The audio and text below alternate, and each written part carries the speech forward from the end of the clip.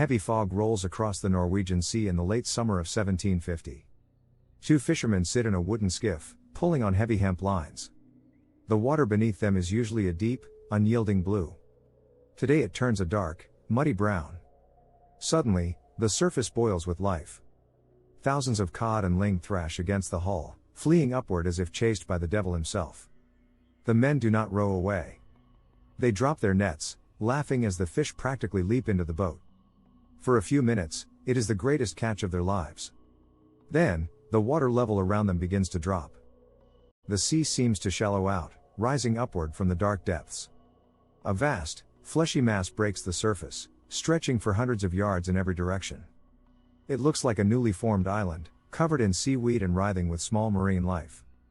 The laughter of the fishermen dies in their throats. They drop their nets and grab their oars, pulling with bone-breaking desperation.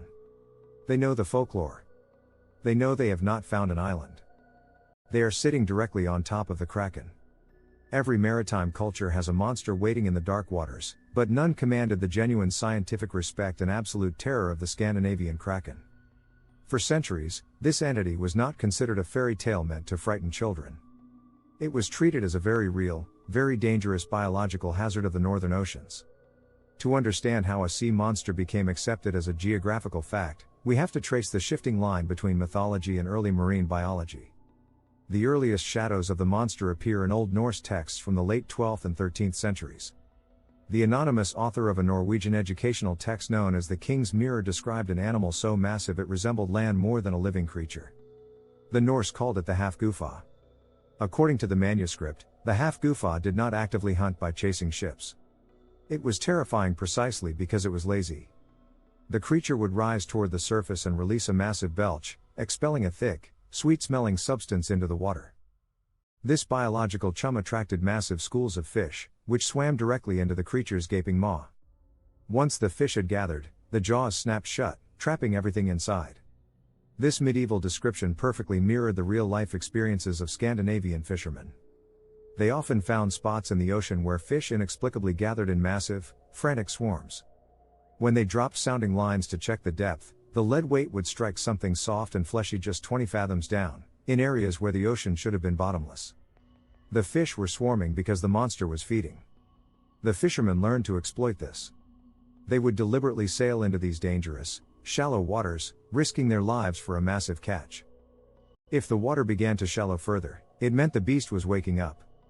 The race to row away before the creature breached the surface was a literal matter of life and death. For hundreds of years, the beast remained a localized legend, an oral tradition passed down in the freezing taverns of Bergen and Trondheim. That changed in 1555. A Swedish ecclesiastic named Olaus Magnus published a monumental map of the Nordic countries known as the Carta Marina. In the 16th century, maps were not just navigational tools. They were visual encyclopedias.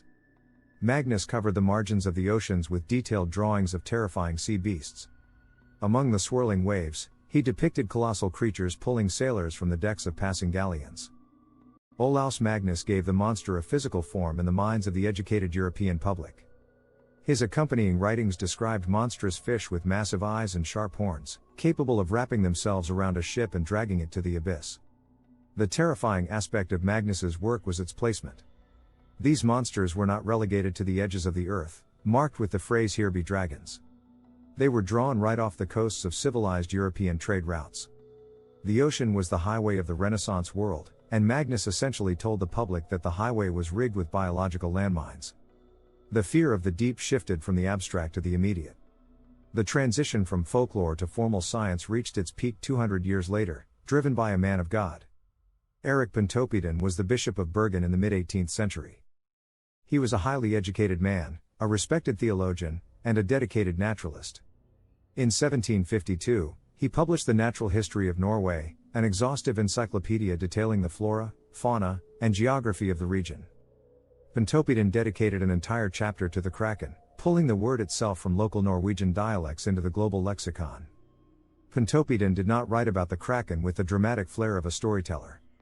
He analyzed it with the cold, measured tone of a scientist.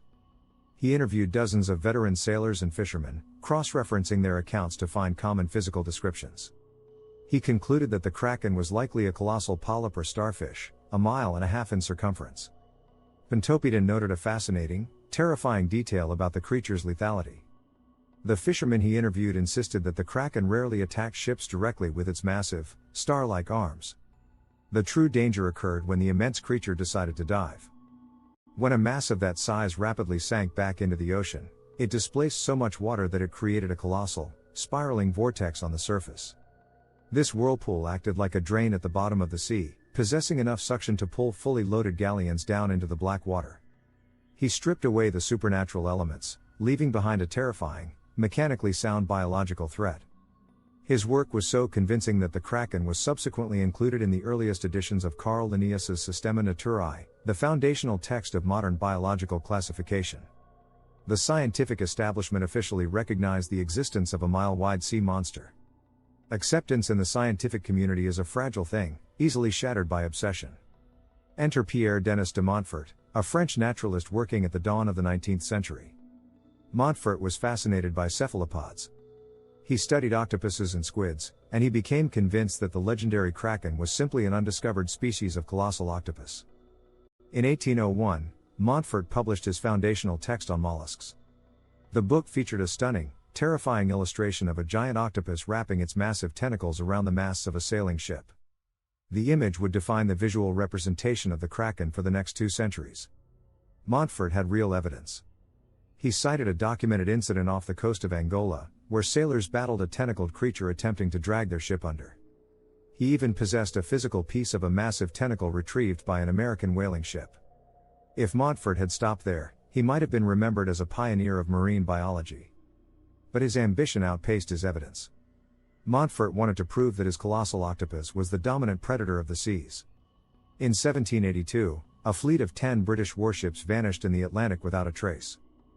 The historical consensus pointed to a massive hurricane. Montfort boldly proclaimed to the scientific community that a pod of giant octopuses had coordinated an attack, dragging the entire fleet to the bottom of the ocean. The scientific community recoiled. The claim was too absurd, too theatrical.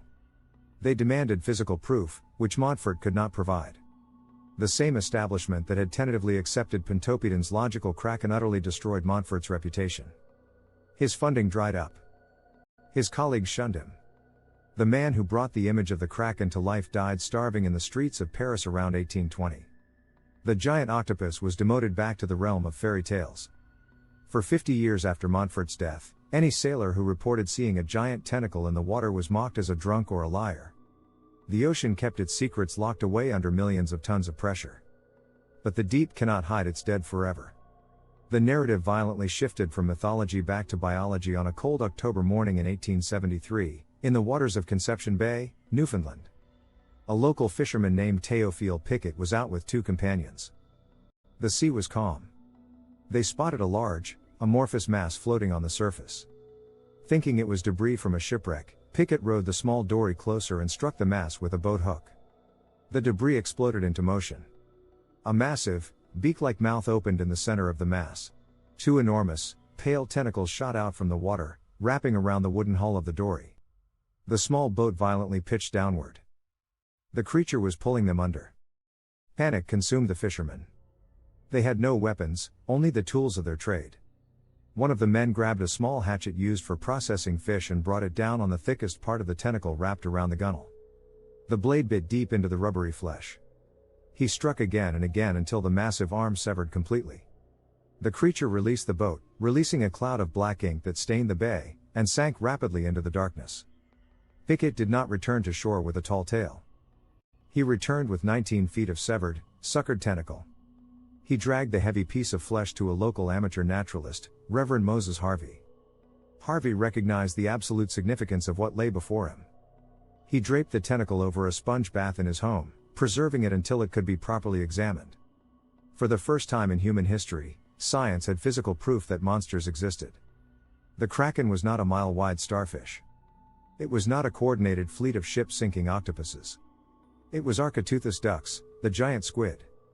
The creature lived in the crushing depths of the midnight zone, occasionally surfacing when sick or dying.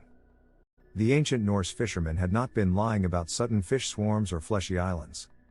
They had simply been observing dying giant squids surfacing from the abyss, their massive bodies displacing water and attracting scavengers. The realization sent shockwaves through the scientific world. The myths had been grounded in biological truth all along.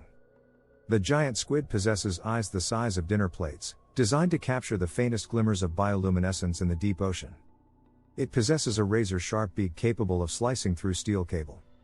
It is a predator of immense power, locked in a perpetual, silent war with sperm whales in the dark canyons of the ocean floor. We map the surfaces of distant planets with precise lasers, yet we have explored less than 5% of our own oceans. The story of the Kraken teaches us a humbling lesson.